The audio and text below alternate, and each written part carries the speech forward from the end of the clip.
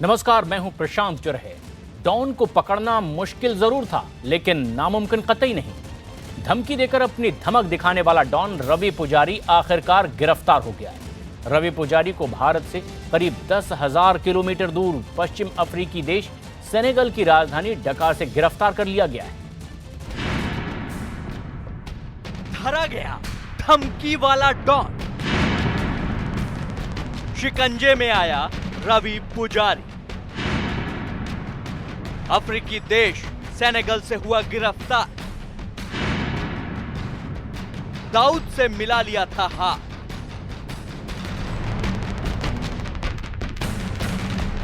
जी हां, रवि पुजारी पकड़ा गया। वही रवि पुजारी जो खुद को एक्सटॉर्शन किंग कहलाना पसंद करता था। वही रवि पुजारी जो कभी खुद को अंडरवर्ल्ड डॉन दाऊद इब्राहिम का जानी दुश्मन कहता था, जो दम भरता था कि वो हिंदुस्तान में दाऊद की अंडरवर्ल्ड में चल रही हुकूमत को उखाड़ फेंकेगा। वही रवि पुजारी आखिरकार कानून के हत्थे चढ़ ही गया। रवि पुजारी वो गैंगस्टर है जिसने मुंबई समेत देश के तमाम शहरों में बड़े बड़े बिल्डर, बड़े बॉलीवुड स्टार के साथ साथ तमाम पॉलिटिशियन को भी धमकी भरकर फोन कर करोड़ों की फिरौती मांगी है और अभी भी वो लगातार फिरौती का काम कर रहा था। एक बड़ी राहत हम बोल सकते हैं उन लोगों के लिए जो रवि पुजारी के गैंग से काफी दिन से परेशान थे। जांच एजेंसियों से जुड़ी जानकारी की माने तो बीते 2 दशकों से हिंदुस्तानी पुलिस के साथ आंख मिचौली खेलने वाला रवि पुजारी भारत से करीब 10,000 किलोमीटर दूर पश्चिम अफ्रीकी देश सेनेगल की राजधानी डकार से बीती 22 जनवरी को गिरफ्तार किया गया और वहां के दूतावास ने भारतीय अधिकारियों को 26 जनवरी को इस गिरफ्तारी की इत्तला दी। सबसे चौंकाने वाला खुलासा यह है कि रवि पुजारी ने कुछ अरसा पहले ही अपने जानी दुश्मन दाऊद इब्राहिम से माफी मांगकर हाथ मिला लिया था और अफ्रीकी मुल्कों, खास तौर पर नाइजीरिया, सेनेगल, कांगो और तंजानिया के पास के एक छोटे से द्वीप जिंजीबार में फैले दाऊद इब्राहिम के ड्रग्स के धंधे में शामिल हो गया था। भारतीय एजेंसियों के अधिकारियों की माने तो रवि पुजारी पिछले काफी अरसे से गुजरात एटीएस के रडार पर था, क्योंकि बीते कुछ अरसे के दौरान रवि पुजारी ने गुजरात के कई बड़े कारोबारियों को धमकाकर उनसे उगाही करने की फिराक में था। रवि पुजारी किस तरह कारोबारियों को धमकाता था, इसकी मिसाल है उसका यह ऑडियो, जब रवि पुजारी ने खुद अहमदाबाद के एक कारोबारी को धमकाने के लिए फोन किया था। कमलेश, फोन काट दिया तू? नहीं, मैं ड्राइविंग में था ना। किसमें था? ड्राइविंग में था। क्या बोलते हो? क्या करके देना यार, क्या बड़ा आदमी है तो क्या फर्क पड़ता है? मैं कहाँ बड़ा आदमी हूँ, आपको गलतफहमी हो गई है भैया। नहीं, मेरा पेंट हाउस का बिजनेस ही नहीं है भैया, मेरा बिजनेस ही नहीं है वो। मैं तो जॉब करता हूँ भैया, मैं तो जॉब करता हूँ। आपने गलत माहिती लिया होगा। क्या जॉब करता है? मैं जॉब करता हूँ, सही में एक ट्रांसपोर्ट कंपनी में जॉब करता हूँ। बताया जाता है कि रवि पुजारी अक्सर फिरौती के लिए वीओआईपी नंबरों से भारत में कारोबारियों को फोन करता था। खास तौर पर ऐसे नंबरों का इस्तेमाल करता था जो कंपनियां टावर लोकेशन की जानकारी का खुलासा नहीं करती थी। लिहाजा जब इस नंबर से फोन आया तो उसकी लोकेशन का पता लगाना मुश्किल था। इसी में 15 जनवरी को तिरुवनंतपुरम में उसके खास आदमी विलियम रॉड्रिक्स को मुंबई क्राइम ब्रांच ने गिरफ्तार किया था। कुछ दिनों से मुंबई के साथ साथ अहमदाबाद के बिल्डरों को धमकी भरे फोन आ रहे थे। अरे सेठ ट्रांसपोर्ट कंपनी का है, सवरलाल करके है, और मैं उसका सवरलाल, और उसका जो है ना वो बिल्डिंग कंस्ट्रक्शन का भी है, तो वो मुझे दलाली करने के लिए देते हैं, तो मैं दलाली करता हूँ ना। मैं वो कौन सा? हाँ, तो मैं आपको सेंड करता हूँ ना, मैसेज मिला? सेंड करता हूँ ना मैं। मैसेज मिला के? हाँ मिला ना। मेरी बात सुनो। हाँ आपको ये जानकारी होना चाहिए। हाँ आज जिस शख्स से आप बात कर रहे हो ना, हाँ समझे आप? हाँ जिस शख्स से आप बात कर रहे हो ना, हाँ वो अनपढ़ गंवार आदमी ठीक है? नहीं, तो पहली बात तो आप मेरे को झूठ जो आप जो बोलने के जो तरीका है ना, वो छोड़ दो, उसको छोड़ दो उसको। बराबर है। ठीक है?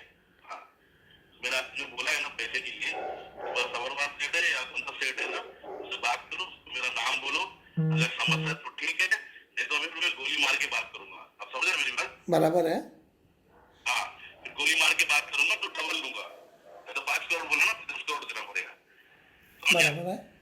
हाँ, तो इसके बारे में जरा सोचो आप ठंडे दिमाग से, और मुझे कल बताओ, मैं कल कॉल करता हूँ। रवि पुजारी ने पूर्वी अफ्रीकन देशों में पनाह ली थी और वहीं से वो अपना साम्राज्य फैला रहा था। सूत्रों के मुताबिक उसने वहीं बैठे बैठे गुजरात के राजनेता और उद्योगपतियों को फोन पर डराने धमकाने का खेल शुरू किया और शुरू की पैसों की उगाही। आखिरकार गुजरात एटीएस सक्रिय हुई, उसकी लोकेशन ट्रेस करती रही। बताया जा रहा है कि रवि पुजारी की गिरफ्तारी में गुजरात एटीएस की बड़ी भूमिका है।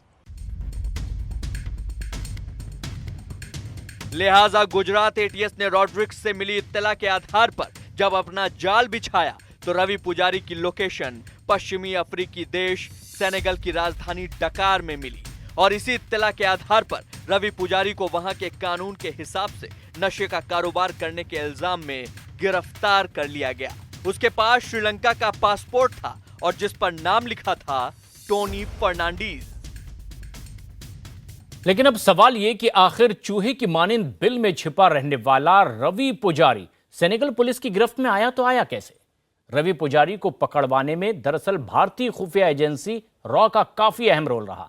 रॉ की इंफॉर्मेशन के जरिए वो आखिर पकड़ में आया है।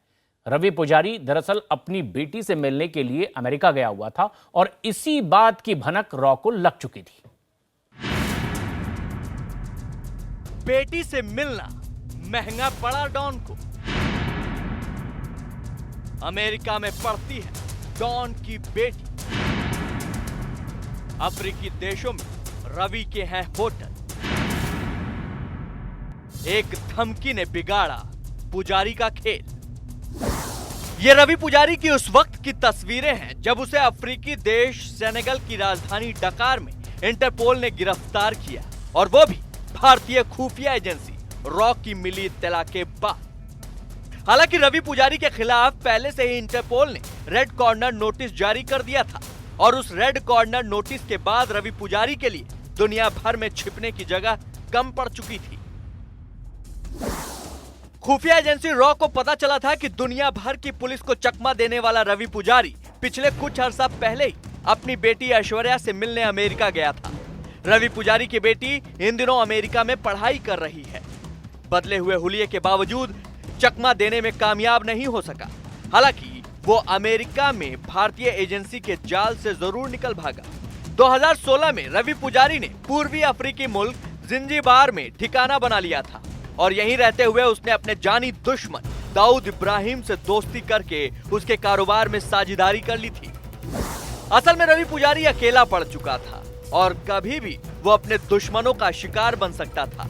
लिहाजा बदलते वक्त के साथ रवि ने पैतरा बदला और दाऊद के साथ हाथ मिलाकर उसने अपने दुश्मनों को दोस्त बना लिया। खुलासा है कि अफ्रीकी देश बुर्किना फासो की राजधानी ओगाडुगु में महाराजा के नाम से रेस्तरां खोल रखा था, जबकि डेमोक्रेटिक रिपब्लिक ऑफ कांगो में उसका नमस्ते इंडिया के नाम से रेस्टोरेंट चल रहा था।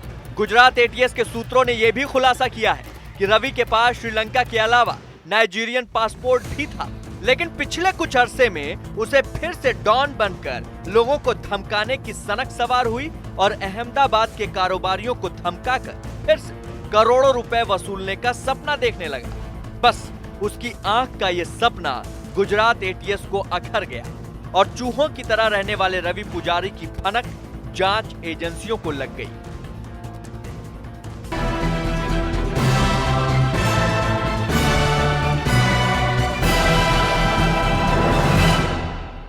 और इस बीच एक बड़ी खबर आ रही है। सीबीआई के नए डायरेक्टर नियुक्त किए गए हैं। ऋषि कुमार शुक्ला सीबीआई के नए डायरेक्टर होंगे। ऋषि कुमार शुक्ला फिलहाल मध्य प्रदेश के डीजीपी थे और अब इन्हें सीबीआई का डायरेक्टर चुना गया है। नीतीश हमारे सहयोगी इस वक्त फोनलाइन पर मौजूद हैं। नीतीश, ऋषि कुमार को चुना गया, कई लोगों के नाम और इस फेहरिस्त में शामिल थे, आखिर क्यों इन्हीं का नाम तय किया गया? देखिए, ये मैं आपको बता दूं कि जो सीबीआई बैकग्राउंड जिनका था, जो पहले सीबीआई के साथ काम कर चुके थे, उनकी ही चर्चा हो रही थी।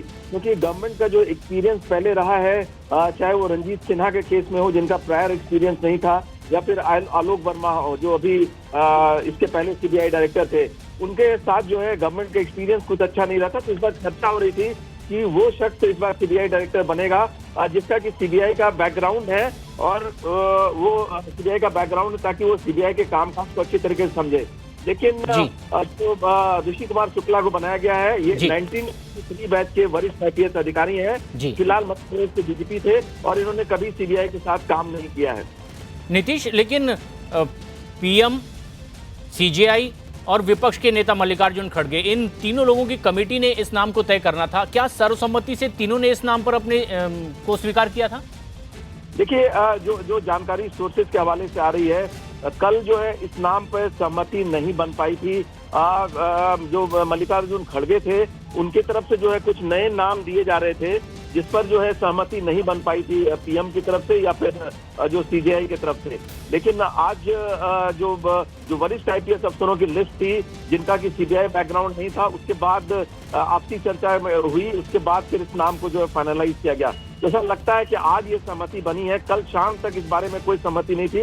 हालांकि आरती शुक्ला भी जो वरिष्ठ IPS अफसर थे 1983 वो उस लिस्ट में थे, ये फहरिस्त में थे। आखिरकार ऋषि कुमार शुक्ला का नाम बतौर CBI डायरेक्टर तय कर लिया गया है। शुक्रिया नीतीश।